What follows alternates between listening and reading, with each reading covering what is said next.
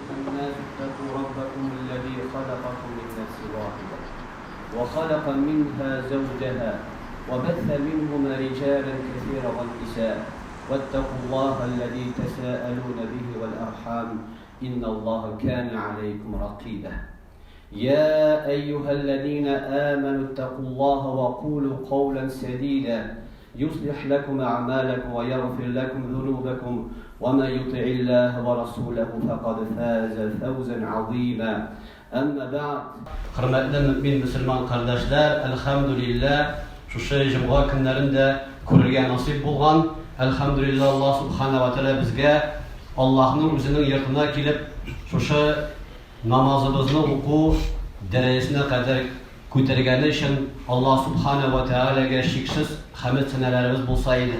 Resulümüz sallallahu aleyhi ve sellem'e salavat şeriflerimiz bulsaydı. Menamında atlap girgen her bir adımlarımız sayın Allah subhanahu ve teala izgi ameller yazsın. Her bir adımlarımız sayın elhamdülillah Allah subhanahu ve teala kılgan hata ve kimseliklerimizde günahlarımızda yarlı kasaydı. Elhamdülillah ligemine orunlarımız şulay Allah subhanahu ve teala kudret iyesi kengeytir elhamdülillah sizin keliniz bizden için bir kuvanışlı şatlıklı şuaytırıp birgele cumgan namazların ötkerige Allah subhanahu ve teala nasip eylesin. Kur'an-ı Kerim'de Allah subhanahu ve teala'nın bir ayeti var. O ayette Euzu billahi mineşşeytanirracim Bismillahirrahmanirrahim Vel mu'minune vel mu'minat بعضهم أولياء بعض يأمرون بالمعروف وينهون عن المنكر ويقيمون الصلاة ويؤتون الزكاة ويطيعون الله ورسوله إن الله عزيز حكيم دي الله لا يتاب آياته mümin erler hem mümin kadınlar birbirine dostlar değil. Birisi izgilik kendilerler birisi günahtan tıyırlar diye. Namazlarını okurlar, zekatlarını verirler, her işte Allah'a hem onun Resulüne itaat etirler diye. Mene bu ayette Allah Teala ite, bizge hüküm olarak Allah Teala ite bu ayette birbirinizni hayırlıga indegiz diye. Birbirinizde görsegiz hata kimşilikler ondan tıyırız diye. Hem bu işte erler hatın kızga indi algan kibik. Hatın kızlar da erlerge dürüstlükke indev hem günahtan tıyırga hakları var iken. Biz cemaat küplerimiz etiyeniler, biz küplerimiz ebi babaylar, bizden var tuğanlarımız, apa abilarımız, bizden var kurşilerimiz, tuğan yakın hem yirak tuğanlarımız. Biz onlarga cemaat elhamdülillah özümüz bilgenini, özümüz düşüngenini sizlerge tırışamız, anlatırga tırışamız. Hem mine bu hayırlıga indev, bızıktan tıyıp, ol dininin bir asılı cemaat. Emme koy vakitte zarlanarız. Malayla siledim, hatırga anlattım, anlayalmayım. Ulumnu indim, hayırlı yolga, namaz yoluna, din yoluna, iman yoluna, köpmü vakitler öttü. Hazret, işler bulmayın. Mene cemaat, şu dinin asılı. Dinin asılı namaz, Resulümüz hem Allah iletti nice getirip namazı dürüst bitirgeyken. Dinin asılında var uraza, Allah iletti nice getirip dürüst bitirga urazanı. Dinin asılında var hac. Hacını da tilesen işe kılalmayız. Vakıtı var, urunu var, revuşu var. Dinge endevinin de Allah Teala kagidelerini koygan iken. Biz şu kagidelerini bilebiz miken yok mu? Özümüzün aile ahillerin, balalarını, etiyenini, hatırını, irini hayırlıga integende bu kagideni biz küzetip tutabız miken? Şu kagide olarak ikinci bir ayet var. Allah subhanahu ve teala ite Ud'u ila sabili rabbika bil hikmeti وَالْمَوْعِزَةِ الْحَسَنَةِ وَجَادِلْهُمْ بِالَّتِي هِيَ أَحْسَنُ. Qarağız, iş qagıda qoya. Əgər də birər kişini xeyirliğə ündəvşi bulsağız deyil, balağızını, tuğanığızını en birinci orunda hikmetli bulağız deyil. Mudrist. İkinci orunda xeyirli vəğəz, üçüncü orunda en yaxşı qiyafətdə bəhəsləşə biliriz deyil. Mənə cəmiyyət Allah birinci orunda qoydu hikmet. Көп vaqtda cəmiyyət namaz oxunu bilemiz, tutabız, oraza, haç, sırıyız, nərsəsi ol hikmet. Birinci orunda bir hikmet. Ruş etkəndə mudrist. Nərsə ol mudrist, nərsə ol hikmet deyib sırağın vaqtda cəmiyyət köplərimiz juvalıp qala. Bilmeyiz. İkinci ayette Allah subhanahu wa ta'ala ayette وَمَنْ اُوْتِيَ حِكْمَةً لَقَدْ اُوْتِيَ خَيْرًا كَثِيرًا. Kimgəli hikmətini bildim, ama bir köp izgilikler verilgen oldu dedi. Hayatda bir evde bir kişi de hikmetli bulalmayı, hikmetli bulup doğruğa gerekti bir evde. Bir evde Allah'tan birilmese hikmetli bulup olmaydı. Bir evde kitaptan okup hikmetli bulup olmaydı. Qaysı soru, qaysı cevap dürüst bunda? Kur'an-ı Kerim'de cemaat Allah Teala yuallimuhumul kitabe vel hikmete deyil. Allah'ın Resulü deyil, özünün ümmetin Kur'an'ga yetti deyil, hem hikmetke yetti deyil. Bizning dinimiz ol hikmet.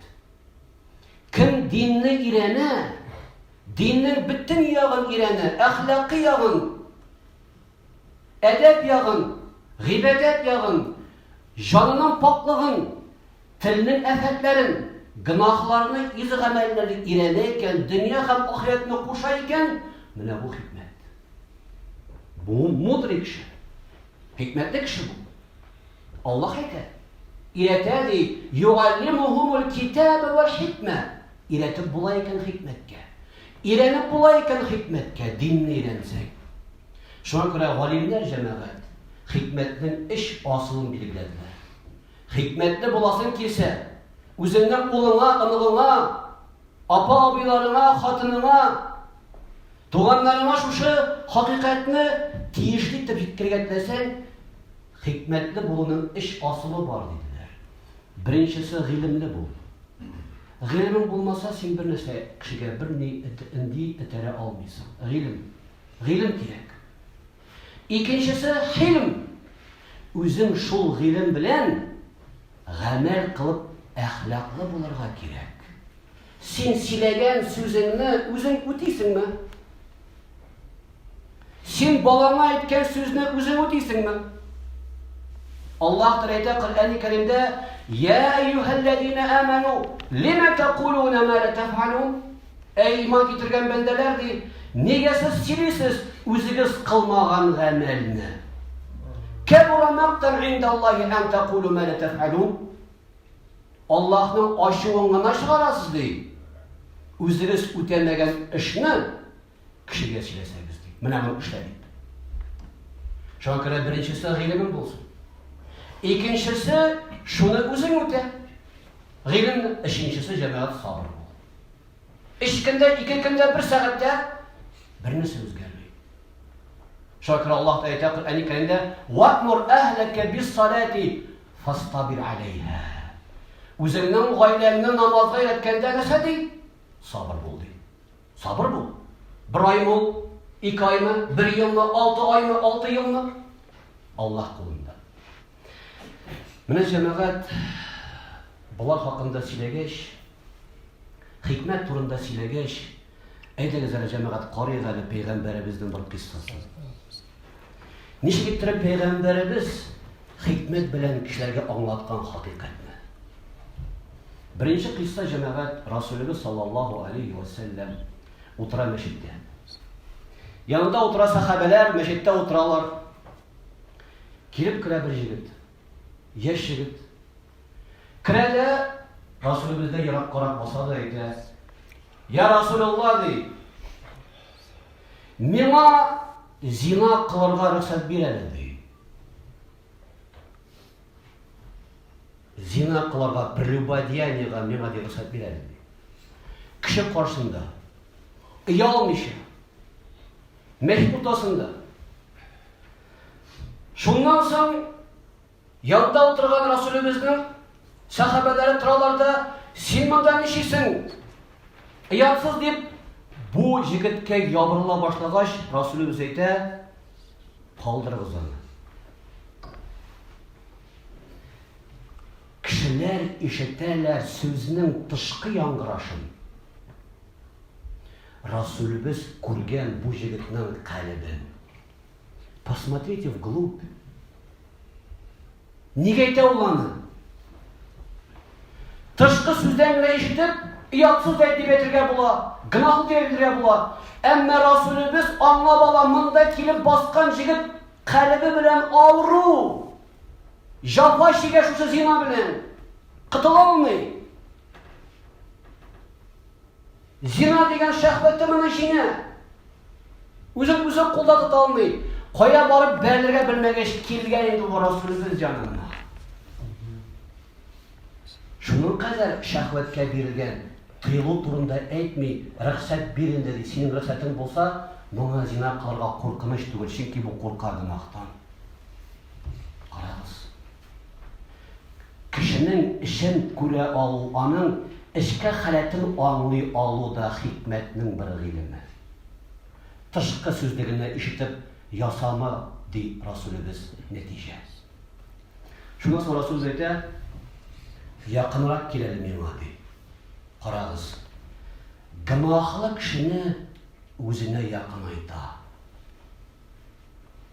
Куып чыгармый, әрләмий, сүкми, ләгънәт кылмый. Якынрак кил әле ди. Каршыма ук килеп утыра. Зина сорага килгән җегет. Менә җәмәгать бу урында бер әйтәсем килә бер сүз.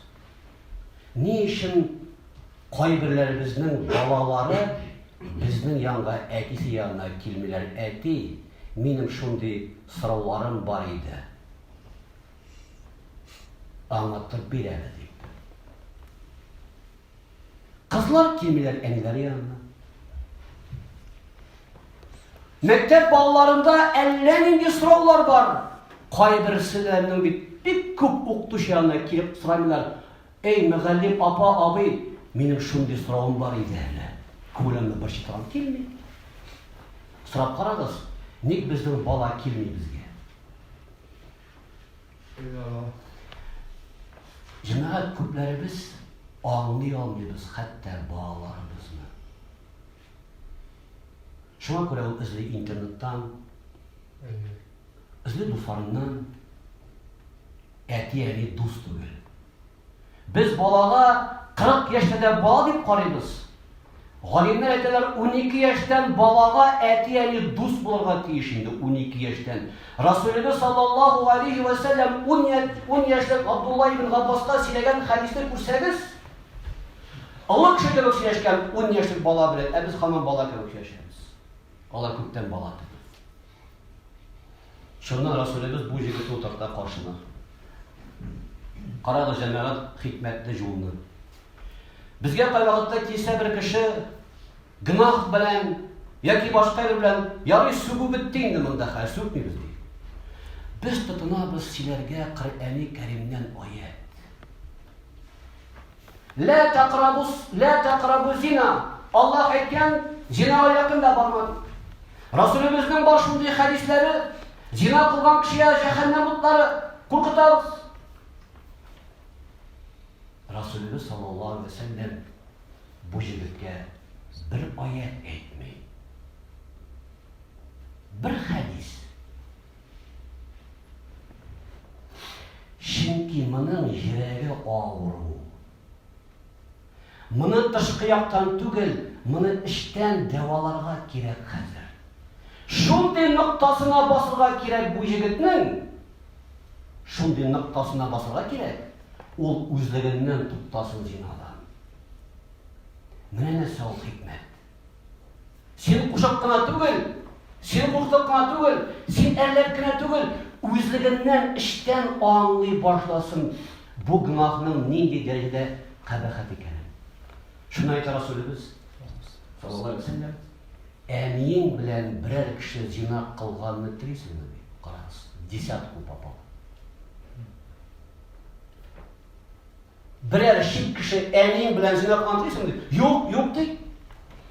Бөтен кеше үз әнисен ярата ди. Ә кызың белән синең кичкенә кызың булса телисеңме? Кем беләндер кызың зина кылганны карагыз. Нинди психолог? Нинди кешенең күңеленә дәва сала? Ә апаң белән ди? Юк ди. Бу җегет аңлады. Зина кыла торган кызлар дүрткә төрле була икән бу. Яки кемдер анасы ул, яки кемдер кызы ул, яки кемдер апасы, яки кемдер хатыны. Хатыны кызы дүрткә. Кемдер анасы, кемдер хатыны, кемдер кызы, кемдер апасы. Шуннан соң бу җегетнең калбенә куя кулын Расулыбыз Kalbi turusuna ben de kuyay, kolun hemeke Allahumma gfir lehu, Allahumma gfir zembe ve tahhir kalbe ve hassin ferce. Ey Rabbim dey, bu jigitnin dey günahsızlığını keşir. Kalbin pakla, jinsi əğzəsin hayırlı kaldı. Şundan bu jigit eyde Мәчеттән чыкканда ди, дөньяда иң яратмаган нәрсәм ди, зина булды ди. Киргәндә мәчеткә иң яраткан әйберем ди, зина иде ди. Чыкканда иң яратмаган әйберем зина булды ди. Хикмәт. Хикмәт. Икенче бер кыйссада җәмәгать Расулыбыз саллаллаһу алейхи ва сәлләм утыра мәчеттә сахабалар белән табып. Килеп керә бер бәдәви. Килеп керә дә җәмәгать 2 рикъат намаз укый. 2 рикъат намаз укып бетергәч, кулын күтәреп дуа кыла бу. Җәмәгать моның дуасын карагыз сез. Аллаһумма архамни ва Мухаммадан ва ла тархам ма'ана ахадан. Ey Rabbim ди, мине үз рәхмәтеңә алып һәм Мөхәммәдне ди. Бездән башка бер кемгә рәхмәтеңне бирмә ди. Бунда утыра сахабалар, Абу Бакрлар, Гүмәрләр. Бу бәдәви надан, теге җегет шәхвәт авыруы белән авырый иде. Аңа бер төрле булды подход. Бу бәдәви надан. Расулыбыз килә дә моның җанына нәрсә ди? Менә нәрсә әйтергә була бу кешегә? Син ди Аллаһ Тәгаләнең шиксез киң рәхмәтен бик тарайттым әле ди. Тарайып китте әле бу ди. Бераз киңәйтергә кирәкме ди. Кичкенә генә сүз кеше аңлады. Җәмәгать, моның белән генә бетми бу бәдәвинең эше. Бу надан да әле. Моның әхлакы да юк. Җәмәгать монда сөйләргә дә оят, сез бу хадисны беләсез. Бу бәдәви торагы хәзер мәчетнең теге шартына бара да үзенең кеше хаятын үти. Бәдәвкә чыгып керә. Ул вакытта мәчеттә ковер юк, идән юк, ут юк, җиридән. Монда хәзер сахабалар куалалар, моны куа башлар. Расулыбыз әйтә, әзмәгез ди, бәүлен. Эшен бетерсен ди. Аның турында уйлый, чөнки сәламәтлеккә зыян. Әгәр дә эсә, киеменә төшәргә мөмкин бәүле. Туктагыз ди, эшен бетерсен ди. Надан кеше белән әхлаклы кеше йөри мәчеткә. Расулыбыз сабыр итте, хикмәт. Шуннан соң эшен бетергәч, әйтә, Билал ди, бер чиләк су багып сибәле шуның бәүленә ди. Менә шуннан соң җир патланды ди. Син кил монда ди.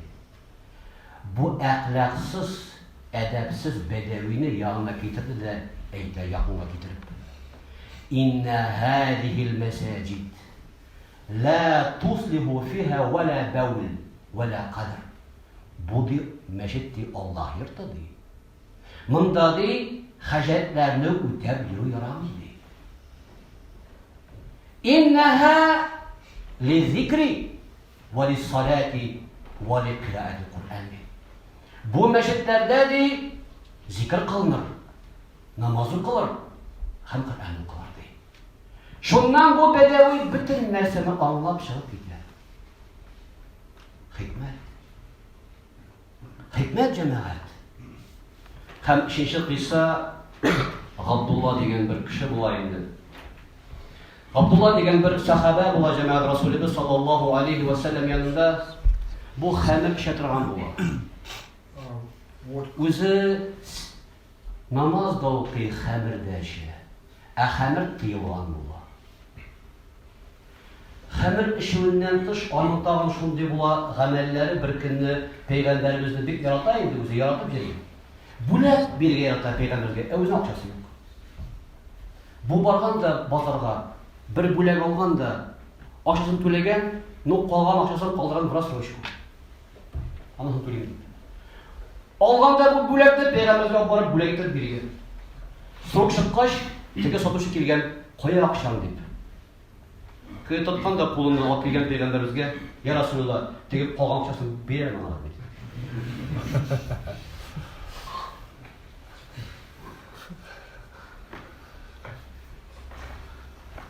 Шуннан Расулыбыз саллаллаһу алейхи ва саллям шакылдап көлгән. Эй Габдулла, син бит миңа моны бүләк иттең дигән. Бу бит миңа бүләк булды. Шуннан аңлап, бу кеше калган акчасын түләй инде. Расулыбызны яратып йөри. Аллаһ ярата, Расулыбыз ярата. Бер вакытта Хайбер дигән сугышка алып китә пәйгамбәр бу Габдулланы. Баралар. Шуннан теге мөшрикләрнең бер сарайын ачкач, аннан килеп чыга хәмер. Бу бер хәмерне кыстыра да читкә барып эчә. Җырла. Моны сахабалар тауып алалар. Истирап кияләр пәйгамбәрбез янына. Менә карагыз бүгенге көндәге вакыйга. Бүгенге көндә бундай хәл булуы мөмкин, ихтимал һәр бер кеше янында җәмәгать. Истирап кияләр дә бу кешене шуннан сүгә башлар. Берәү әйтә моңа ләгънәт булсын ди. Расулыбыз саллаллаһу алейхи ва саллям сөйли. Берсен бирегез дә ди, бу кешене сүкмәгез. Ләгънәт кылмагыз ди. Ул хакыйкатьтә ди Аллаһны һәм аның Расулын яратып җирде ди. Ягъни аның ишендә иман бар. Аның ишендә иман бар. Әмма үзенең ихтияр кешен тота алмый. Шуннан соң әйтә: "Ла такуну аунан лишайтан." Шайтанга ярдәмче булып, үзегезнең кардәшегезгә каршы булмагыз ди. Әйдәгез дуа кылыйк әле бу кешегә ди. "Эй Раббым, гафу ит моның гынахларын" дип Расулыбыз бу кешегә дуа кылар. Үзе теге исерек. Шуннан шушы дуа белән бу кеше бөтенләй шушы гамәленнән җәмәгать ваз кичә. Менә Расулыбыз саллаллаһу алейхи ва саллямның тормышыннан изгелеккә әндәү һәм хәйрсездән тыюның кайбер хикмәтле кыйссаларын әйтеп үтте җәмәгать. Шуңа күрә менә безнең тормышыбызда да күп вакытта сөйләшкән һәм аралашкан вакытта үзебезнең балаларыбызга һәм гаилә хәлләренә күп вакытта безнең җитеп бетми хикмәтебез. Шуңа күрә әгәр дә үзебез динебездә булсак, иманыбызны арттырсак һәм гыйлемле булсак, иншалла Аллаһ субханәһу ва тәгалә насыйп итәр. Кай вакытта җәмәгать Аллаһ Тәгалә сәди: "Иннама амвалукум ва ауладукум фитна." Балаларны Аллаһ Тәгалә безгә сынау өчен бирә. Бала безгә гыйлемебезне арттыру өчен дә бирелгән. Аны сүкмә, Үзеңнең гыйлемсез икәнлегеңне аңла. Хатын намаз укымый дигәнгә караганда, мин аңа хикмәт белән сүз әйтә алмыйм, и Раббым, миңа бер хикмәт бир әле дип, үзеңә гыйлем итә. Синдәдер гаеп. Аллаһ Тәгалә сине тели, хатының, ирең, балаларың белән гыйлемеңне арттырырга. Менә бу якында анда күрмәк җәмәгать. Aqulu qawli hada واستغفر لي ولكم فاستغفروه إنه الغفور الرحيم برحمتك يا أرحم الراحمين.